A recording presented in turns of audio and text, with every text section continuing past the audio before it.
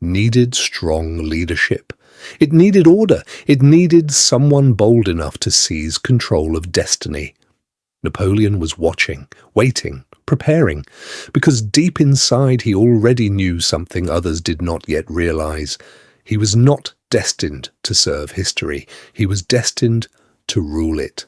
The revolution that had promised liberty and equality had instead unleashed fear, suspicion, and blood.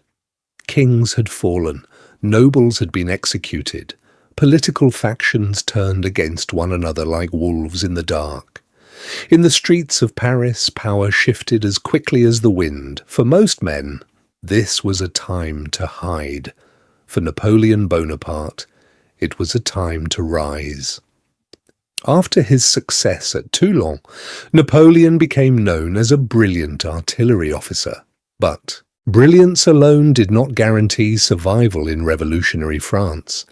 Generals were imprisoned or executed for the smallest suspicion of disloyalty. Governments collapsed overnight. Every decision carried risk. Napoleon learned to move carefully. He aligned himself with powerful political figures who recognized his talent.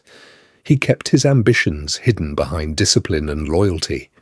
Yet beneath his calm exterior burned a relentless desire for command. Then, in 1795, opportunity arrived once more. Paris was on the brink of rebellion. Royalist forces, supporters of the old monarchy, were gathering to overthrow the revolutionary government. Thousands of armed men marched toward the city centre. Panic spread among officials. If Paris fell, the revolution could collapse entirely. The government needed someone ruthless enough to stop the uprising. They chose Napoleon. He was only 26 years old. Given command of the defence, Napoleon understood immediately that hesitation meant defeat. The rebels outnumbered government forces and were advancing quickly. Negotiation would fail.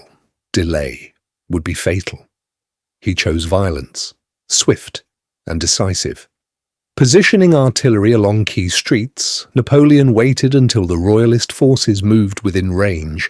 Then he gave the order. Cannons fired into the crowd, grape shot tore through the advancing rebels. The streets echoed with explosions and screams. Within hours, the rebellion collapsed.